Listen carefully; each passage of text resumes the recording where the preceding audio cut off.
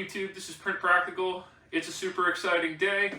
My Bambulab P1S combo showed up in the mail yesterday, so I'm going to do an unboxing and an initial review of the P1S printer.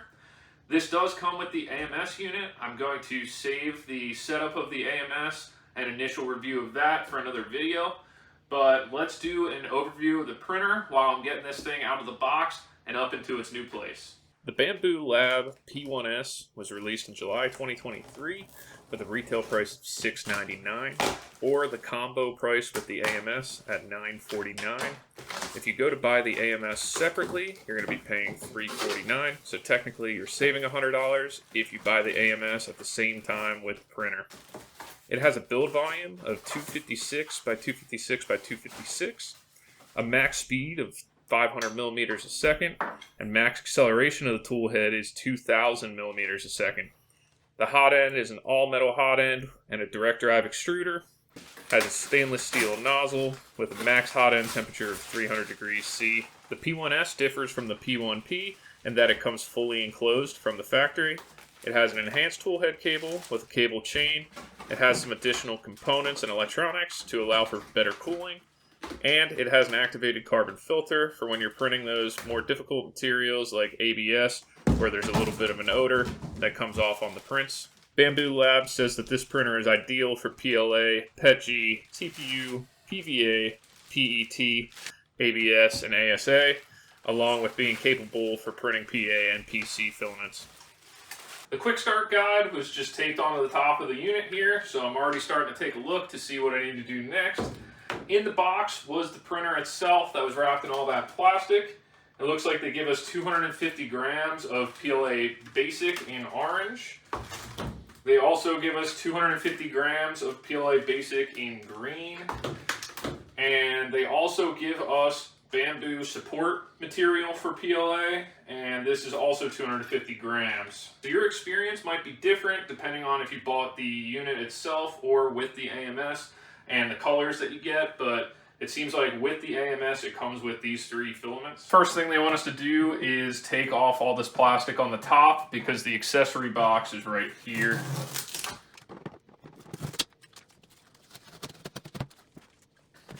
So this is everything that came in the accessories box. We have the LCD, we have the spool holder, we have the three things of filament, we have the 4 and 6 pin cables for the AMS, power cable. This is filament cutter replacement parts, filament wiper replacement parts, the hex keys, the nozzle unclogging pin. We have a bamboo scraper, whatever that is. We have some spare hardware for the extruder. We have lubricating grease, and then we also have thermal grease as well. This, I have no idea what it is. It just says for printed phone holder, but that's not even listed on the accessories sheet with the quick start guide. And then it has some additional hot end hardware, a glue stick for the build plate, and that's all I have in my accessory box. In the quick start guide, it says there should be a spare hot end in here.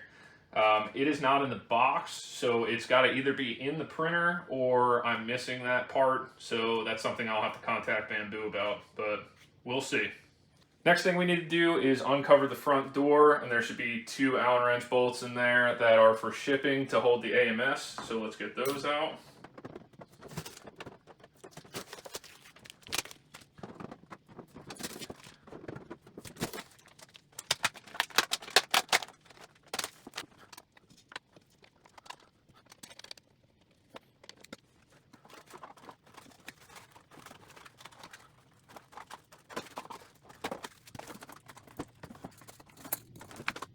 All right, 4 more hex screws to take out the base for the AMS.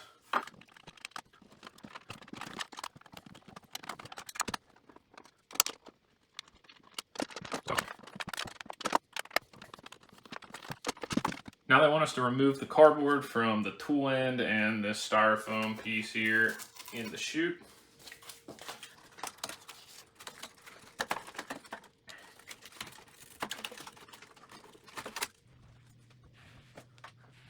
Now we have to install the spool holder. There is a screw that's already in here to hold the back plate on.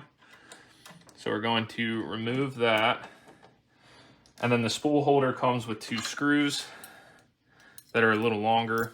So we will use those to put on the spool holder.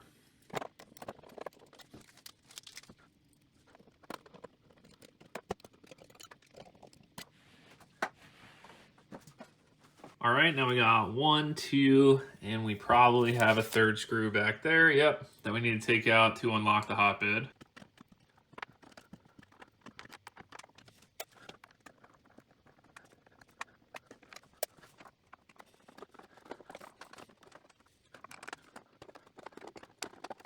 Screen install time.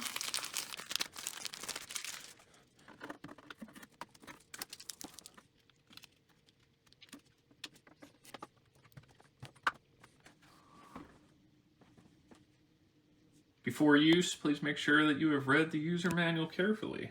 I have. Let me pull that off. Let me pull that off. What else has plastic on it? Oh, that's good. There's a bit of tape here. I think we're good. We're gonna head next. Before use, please make sure that you have removed the screw fixed from the hotbed. We did indeed.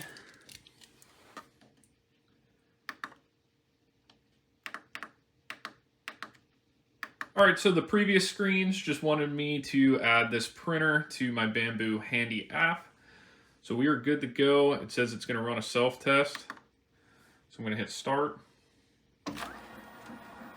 There comes the bed. Gonna start pulling the styrofoam out. I think all the styrofoam's gone now.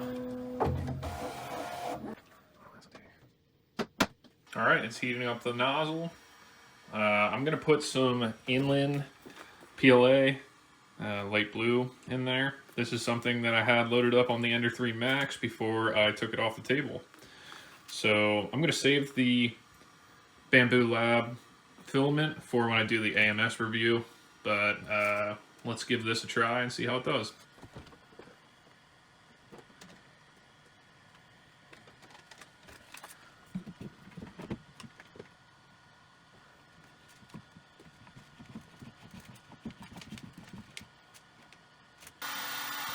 All right, it's purging the filament.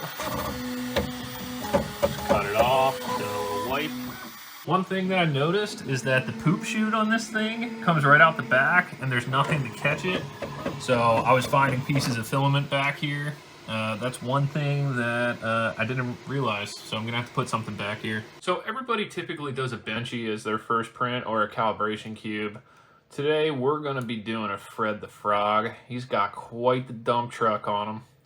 And we'll see how this does. Oof, interesting start. I had to pause it because it tried to swipe the excess filament out and it totally missed the bin and then it got stuck to the hot end. I'm gonna crawl in here and pull this out. All right, we're off to the races.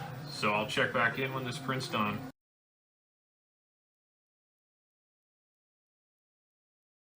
All right, I just got notified that the print finished. Let's pop it open here, take a look. I could see it had a little issue with bed adhesion. Let me see if I can zoom in there. You can see that foot is lifting off the ground a little bit. And same there. Now, it does come with a glue stick. I did not use it. Oh, that popped off pretty easily. There we go, look at that. First print done.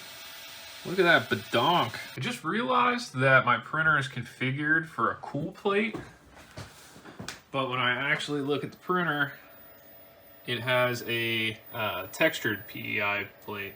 So maybe that was the reason for my bed adhesion issues. So let me see if I can change that setting. Well, look at that, the setting is right here. I just had to select the textured plate. That's my bad. So now I'm gonna try this benchy and we're gonna try and print it out fast, see what happens. That's at 100%. We're gonna set that to ludicrous mode. I can't select it. Oh no, there we go. Now it's selected. Mode, which is 166% speed. Look at that thing whipping.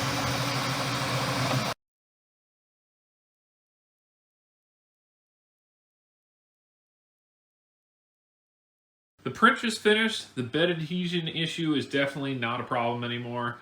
And that was the wildest thing I've ever seen. I came outside for a little better natural light.